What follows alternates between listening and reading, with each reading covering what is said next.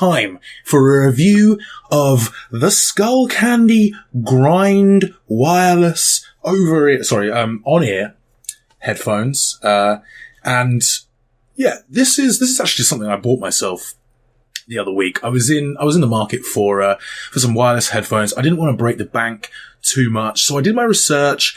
I went around the sites. I had a little look at a few comparison things. I decided I didn't want to spend more than £100. I know you can get some nice Bowers and Wilkins stuff, some Bose stuff. I'm not too keen on Beats, so I didn't really care about that. But actually, these have been a remarkable surprise. Now, over on the Skullcandy website, they retail for around about €89, I think, which current conversion rate is probably around £89. But the thing is that you can pick these up. I bought these for 58 off Amazon Prime, and that was a couple of months ago. I've seen them today on Very for £45, so you can actually get these for under £50 now. And we'll get into the review in a minute, but let me just tell you that if you can pick these up for under £50, that's an absolute steal. It's an absolute steal. So these are what I would essentially call budget wireless headphones. I use the word budget because mainly for the price range, they clock in under £100. But the first thing that you notice about these headphones is the premium materials. So you have this sort of faux leather finish on the top and some really, really nice, very comfortable padding. Now, I've got a lot of padding on top of my head anyway, but these are really, really comfortable headphones. They're not scratchy, they're not itchy, they don't make my head super warm. But the best thing, metal adjustable headband. This is crucial. Now, those of you who've, been watching me for a while will know that actually back when I was doing my Bros with Froze stuff, I reviewed a Turtle Beach gaming headset. It was the Call of Duty Advanced Warfare one. And yeah, the review was almost a farce because 2 days into me using and trying to enjoy this product, it fell apart in my hands. Well, no, it fell apart in my hair. And trying to adjust it, just the plastic strap just completely broke off. Poor build quality can ruin a decent set of headphones. And this is the thing, like the sound quality on it was fine. The build quality was poor.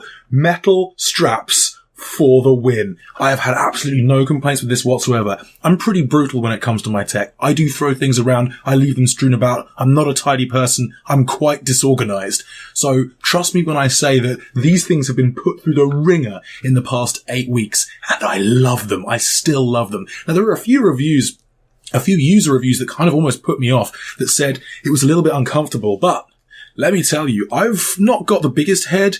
I do have quite large hair, so there's a lot of extra distance to go, but it sits comfortably on my head, even without extending to maximum. If I extend to maximum, actually, they sit, you might be able to just see there, they sit just below my ear. So there's still plenty of room, even if you've got a head bigger than mine. It never feels like it's going to buckle, never feels like it's going to break. The plush pads that sit on your ear are super comfortable, and I wear specs as well, so for us, it's the squeeze can be a real issue because it can trap the arms of one's spectacles behind the ears and can cause some pretty serious headaches. I haven't had a problem with these at all. I really like them. So in terms of the actual build quality, in terms of the comfort, and I listen to music a lot. I listen to it on the way to work, coming back from work, at work itself. Sometimes if I'm having a massive shit, I'll take them into the bathroom because, Netflix. And the beauty is with up to 12 hours battery life, and that's not just something they've written on the site and hope for the best. The battery life on this is great.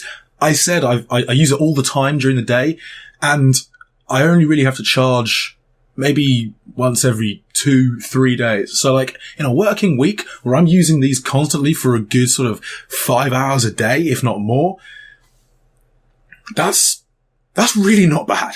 These are Bluetooth headphones. They sync up really, really easily. So when you turn it on to begin with, if you hold down the button for 5 seconds, when you turn it on, it'll start flashing at you, start flashing red and blue. Then you can, pair it with another sort of Bluetooth device, probably your phone, presumably your phone. You're never really not going to have your phone on you though.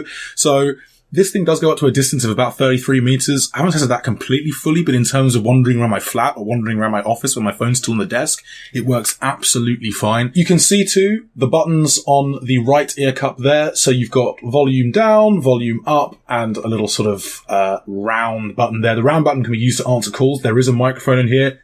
It's pretty awful. It really, you have to kind of shout a little bit. It's not good for ambient noise. It's not good if you're kind of walking along the street and someone rings you and you just pop it onto call. The microphone just is not the best.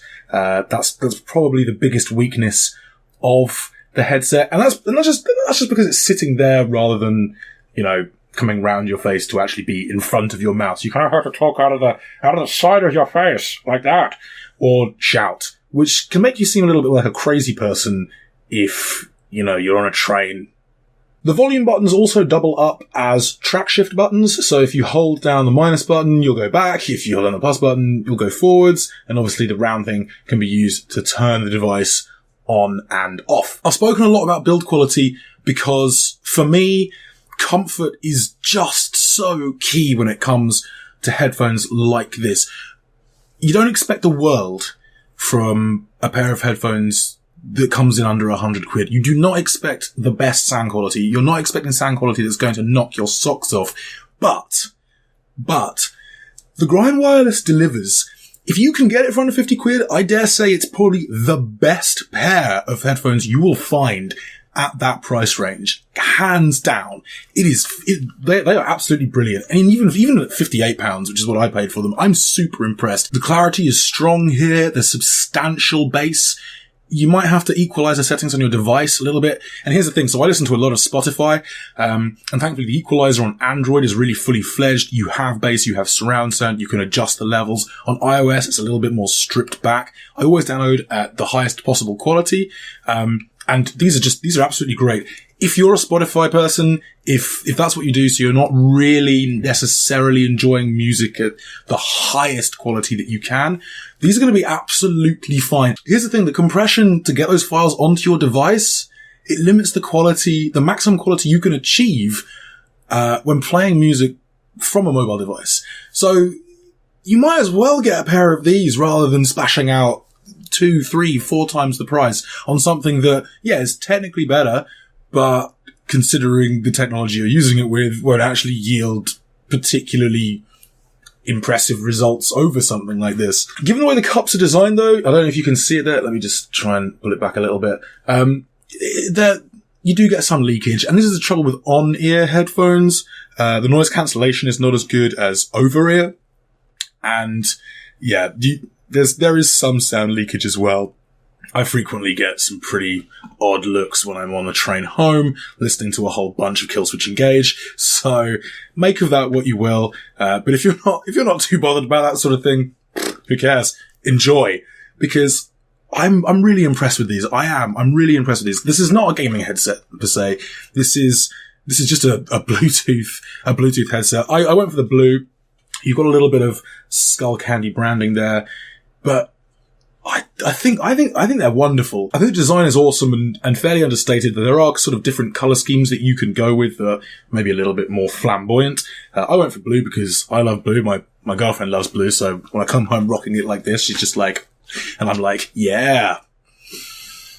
And no, despite the microphone, it's not the best multi-purpose pair of headphones, but I don't really care. If music is your thing, if what you're looking for is a really good pair of fairly priced wireless headphones to take you to and from work or wherever you're going, or just for everyday use, seriously give these a look. Alright, that's it from me for this week's Tech Tuesday. Next time out, we're actually going to be taking a look at another thing that isn't really a gaming device, but we're going to see if we can make it work in new and strange ways, and see if it makes me better at first-person shooters.